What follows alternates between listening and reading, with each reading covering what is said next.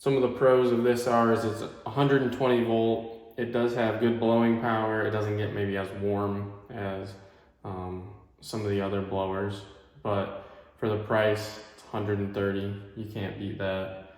It's also more economical than filling up like a paper towel dispenser all the time, because that just gets pricey. It's a lot of extra work.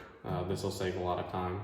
One of the big cons, I'm gonna say, is there's not a way to permanently wire this well unless you cut that little piece off, like I showed you in the video, off the bottom, so that you can insert that 1/2 inch conduit up into.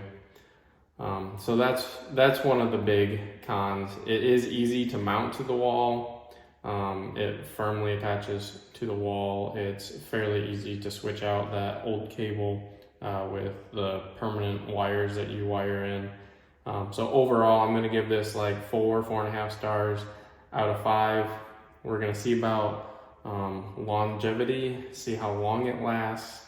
Hoping that they're happy with this and it'll work well for them. It fit well in the price range.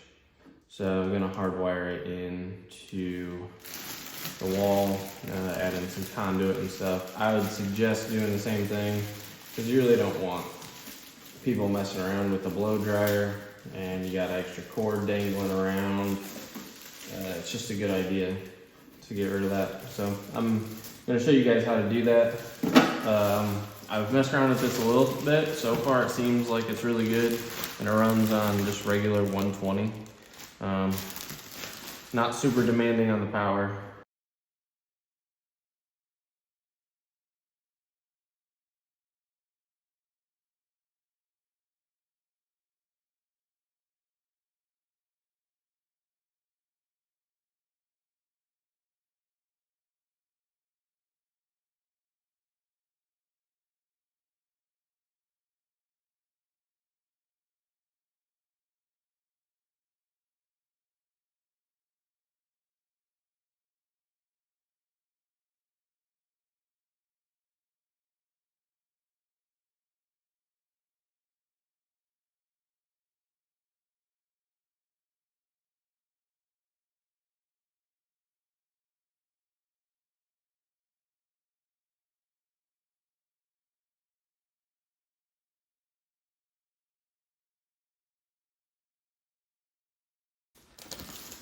This is the AK2812 hand dryer.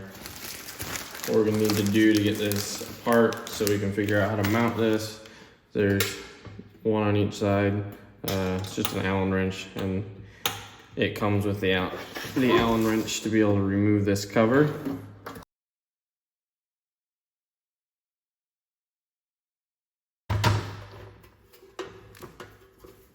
You just gotta watch the power cord down there. It's just gonna slide back and off.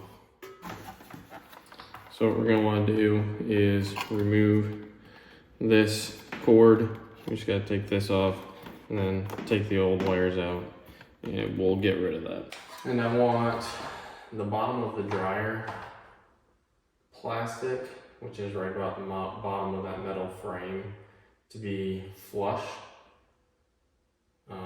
with the top of the conduit coming over. So let's take this, we're going to put a level on it, make sure we're nice and level.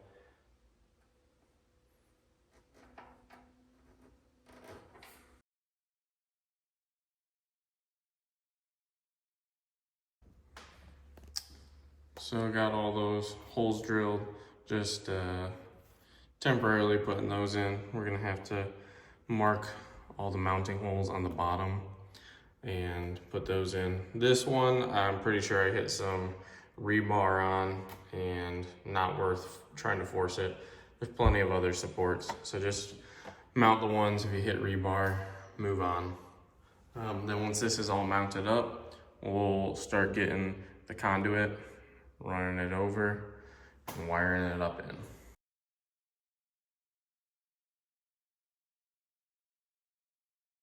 on this one, what I'm gonna have to do is actually cut this out. And this, I'm sure, will void the warranty. So just be aware of that. If you do cut this out, it might void the warranty. What I'm gonna do is I'm gonna cut this little section out. Normally this is where the little rubber piece fits in, right there with the wire that you just plug in. So I'll take this out and then I'll make sure there's no sharp edges, and that'll make it so that my 90-degree on my conduit will fit right in there. So when I go and slide this on, the wire will feed right up through there just like the normal one, and then we'll put the new wires and wire them in.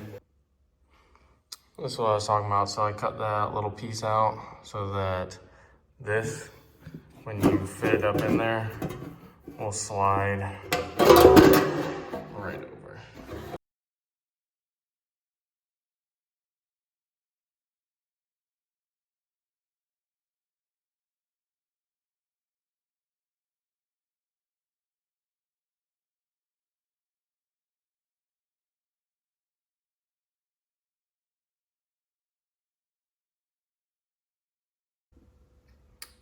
And just make sure it's wired into the power source.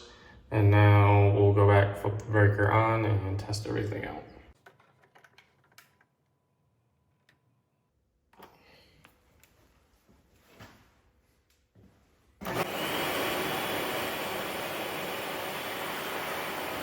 After you've put all the wires in and you've tested it out, make sure you turn the power back off and then tighten everything back up.